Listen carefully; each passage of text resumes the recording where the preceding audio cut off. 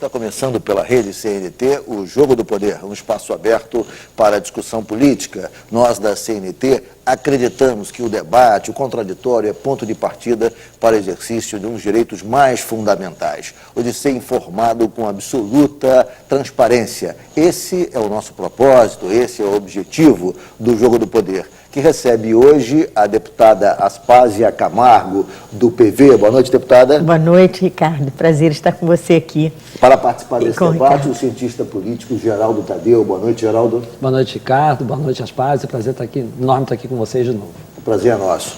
Deputada Aspásia Camargo, nessa semana a Assembleia Legislativa aprovou a criação de uma CPI para apurar a extensão do desastre ecológico verificado a partir do vazamento dos poços da Chevron na Bacia de Campos.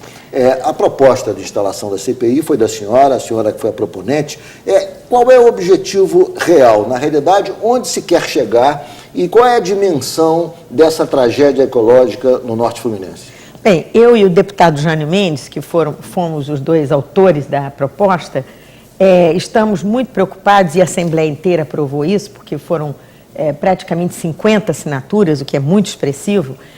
O processo, na verdade, ainda foi encaminhado à mesa, ainda vai ter o encaminhamento adequado, mas tudo indica que nós vamos realmente criar essa CPI por uma razão muito simples. É porque a parte mais interessada, que é o Rio de Janeiro, a que vai sofrer e que está sofrendo com os riscos ambientais que toda exploração petrolífera representa, é o Rio de Janeiro.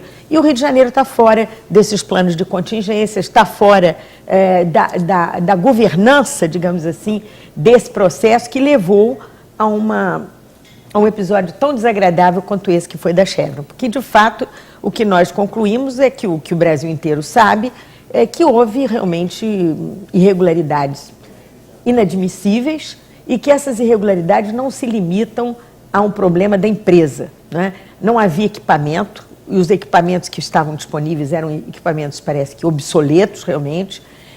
Isso é um problema, porque é um pouco como se nós fôssemos os nativos, né, de um processo colonial aí que fica à mercê da boa vontade dos seus colonizadores. Isso não fez bem ao Brasil, mas também é óbvio que a Agência Nacional de Petróleo não funciona adequadamente, é um aparelho político.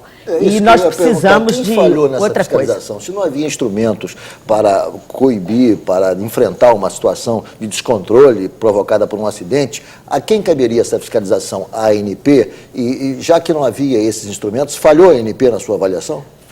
Falhou gravemente, porque a ANP teria que ter protocolos, né? Isso é como as doenças. Você, quando tem uma determinada ocorrência, há um protocolo que você deveria ter cumprido para que aquilo não aconteça, ou que você terá que cumprir se aquilo aconteceu.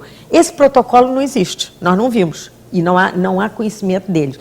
Então a empresa também ficou muito solta, a verdade é essa. E há a suspeita, que eu não sei se é verdadeira ou não, nós não conseguimos comprovar ainda, se haveria realmente uma tentativa da empresa de explorar uma área que não estava acordada, mais profunda, ou mais para a direita, ou mais para a esquerda.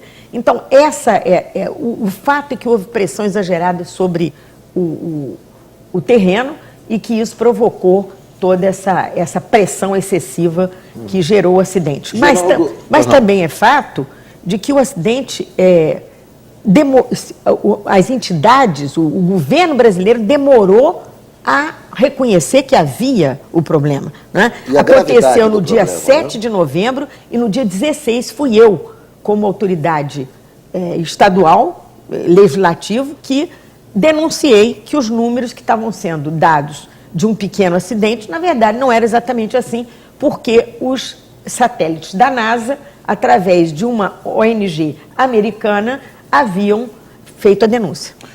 Geraldo Tadeu, acidentes dessa magnitude, acidentes dessa grandeza, como ocorreu, muito maior do que esse, ocorreu no Golfo do México há pouco tempo, nos Estados Unidos, produz alguma mudança do ponto de vista, digamos, político, do tratamento que os governos vão dispensar a essas empresas que exploram petróleo mundo afora, essas transnacionais? Você acredita que isso possa gerar uma mudança concreta de comportamento, de exigência, de fiscalização, ou isso só tem um efeito bastante estridente nesse momento, mas na prática, na realidade, não produz resultados que possam evitar que voltem a acontecer?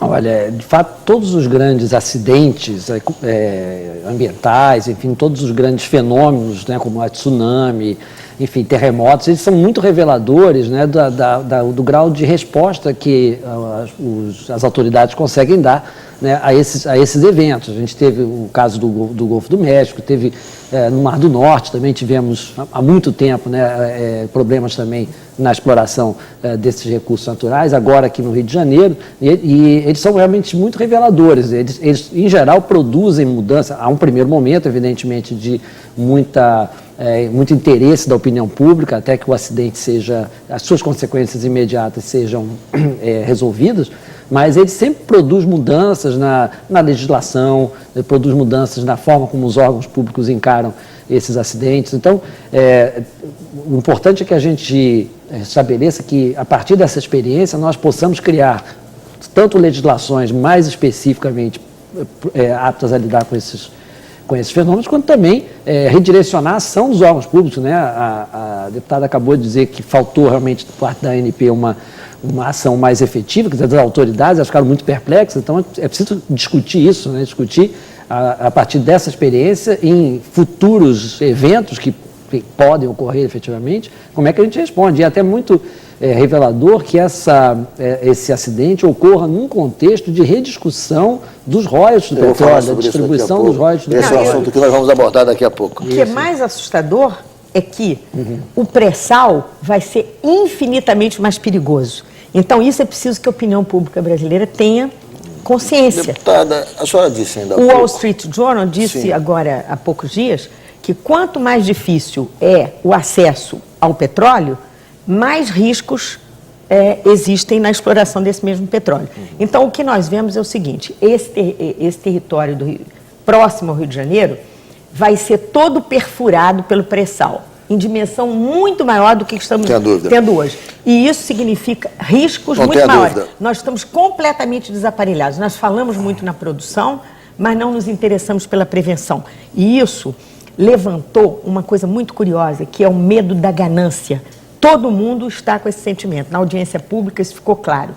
As pessoas acham que os governos e as empresas... de uma audiência pública na Assembleia, nessa última semana, na última quinta-feira. Na verdade, nós convocamos essa audiência pública. Exatamente.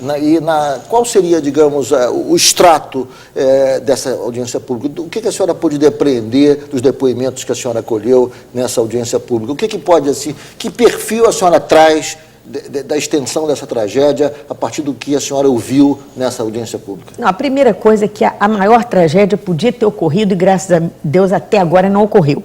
Mas, se houver, por exemplo, se as praias do Rio de Janeiro, daqui a um mês, estiverem infestadas de bolinha de piche, atrapalhando o Réveillon e as festas de fim de ano e o turismo nas cidades balneárias do Rio de Janeiro, aí vai haver uma convulsão política, porque o prejuízo vai ser muito grande. Então, ninguém sabe o tamanho do prejuízo. No fundo do mar, é um prejuízo evidente, né? Então, graças a Deus, o vento soprou favorável a nós e empurrou o óleo para longe da costa. Mas nós não sabemos se ele pode voltar e de que maneira. Agora, o que mais importante é que todo mundo tem consciência hoje de que o sistema que está montado aí para controlar essa engenhoca do petróleo não está funcionando. E nós queremos que funcione. Eu queria fazer aqui uma provocação. E houve 3 propostas. Só uma provocação.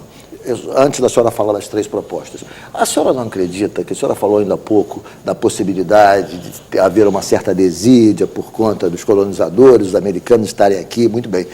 Mas ocorreu um acidente parecido, de extensão muito maior, no próprio Estados Unidos, quer dizer, no Golfo do México. E então, aqui, na Baía de Guanabara, aqui foi a Petrobras. Na Baía de Guanabara, aqui foi a Petrobras, quer dizer, não seria esses acidentes ocorridos aqui, com a Petrobras e lá no Golfo do México, a prova de que falta tecnologia, de que falta controle absoluto desse processo exploratório ou não?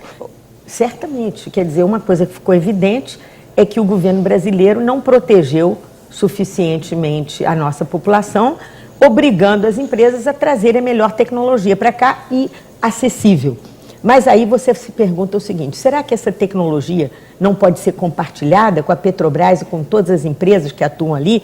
Será que, como diz o contrato, cada uma tem que trazer o seu? Isso me parece um pouco também primitiva, essa maneira de fazer. Um rápido intervalo, o Jogo do Poder volta em 1 minuto, hoje com participação da deputada Aspásia Camargo e do cientista político Geraldo Tadeu. Voltamos em 1 minuto pela rede CNT de televisão.